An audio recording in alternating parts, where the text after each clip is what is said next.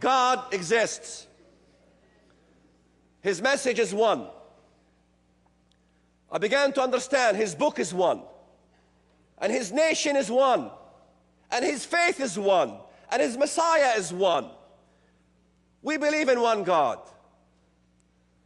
He brought the children of Israel. In fact, in Amos chapter 9, verse 15, He says, I will plant them in their land, and no longer shall they be pulled out of that land.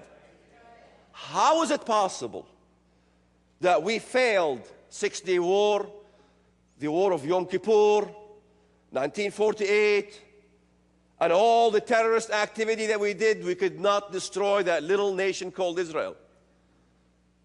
For I am God and there is no other. I am God, there is none like me, foretelling the end from the beginning. He had thousands of these declarations in this manuscript that I began to unravel in 1993 in my attempt to convert my poor wife to Islam. Where are the corruptions you're talking about in the Bible, of course? I had thought sincerely that when I did my prayer, asking the God of Abraham, Isaac, and Jacob to show me the truth, I had the Quran and the Bible side by side, comparing both manuscripts. And I wanted to ask God for help. And I wanted a neutral prayer that both Muslims, Jews, and Christians will agree to, since I want to make sure that I'm addressing God in the proper fashion. So I said the most neutral prayer will be in the name of the God of Abraham, Isaac, and Jacob. Muslims believe in Abraham, supposedly, and Jacob, supposedly, and they believe in God. And Jews and Christians will agree. So I said, in the name of the God of Abraham, Isaac, and Jacob, show me the truth. I suspect the Quran is better than the Bible. But you show me the truth. And if you show me the truth, I will do your will in my life. I will do anything you want, anything. I will go to the end of the world.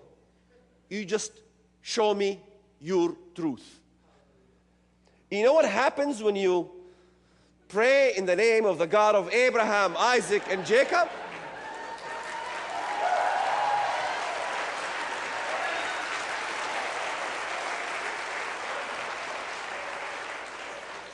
Here's what happens. You dialed the right number. You dialed the right number. Somebody on the other side picks up.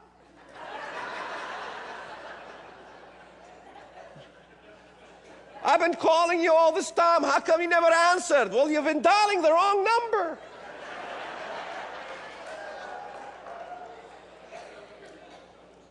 I began to read that in every context in the Bible where Jesus is present, where God is present on the earth, and nations are being mentioned in which He will fight, every single one of them is Muslim. Every single one. I began to look at Psalm chapter 83. But Psalm 82, verse 8, it says, Arise, O God, judge the earth, for you shall inherit all nations. The Lord Himself will arise from His throne for that specific incident to judge the following nations. It's the most amazing piece of prophecy in the Bible. Yet when I became a believer and walked into a church, no one ever knew about this stuff that I was talking about.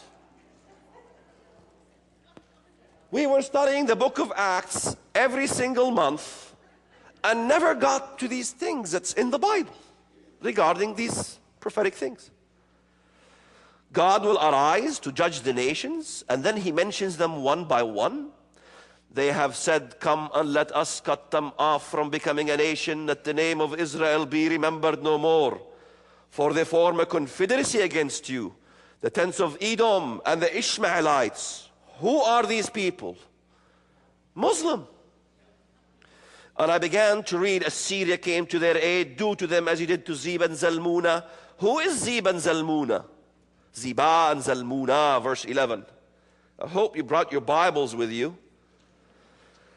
The American mindset would look at Zebah and Zalmunna, would skip. We don't know who that is, and they keep going on. In other words,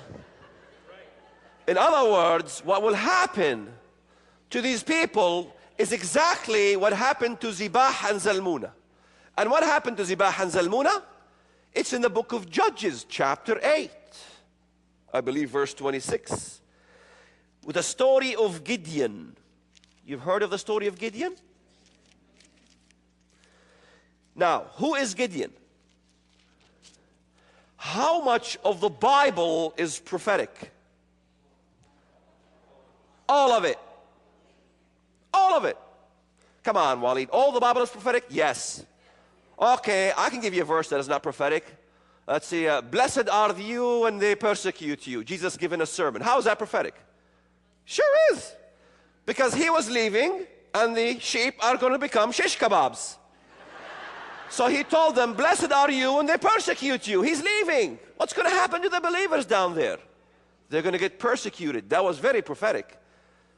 Joseph, the suffering Messiah. David, the king Messiah. Gideon, the brave one. The warring Messiah, the conquering Messiah. You want to know what the Messiah does when he comes back again? Study the book of Gideon. All these things about Gideon, Judges. Study Gideon, and you know everything about Gideon. You know what the Messiah is going to do. What he's going to do in verse 21. So Zebah and Zalmunna said, rise yourself and kill us, for as a man is, so is his strength. So Gideon arose and killed Zebah.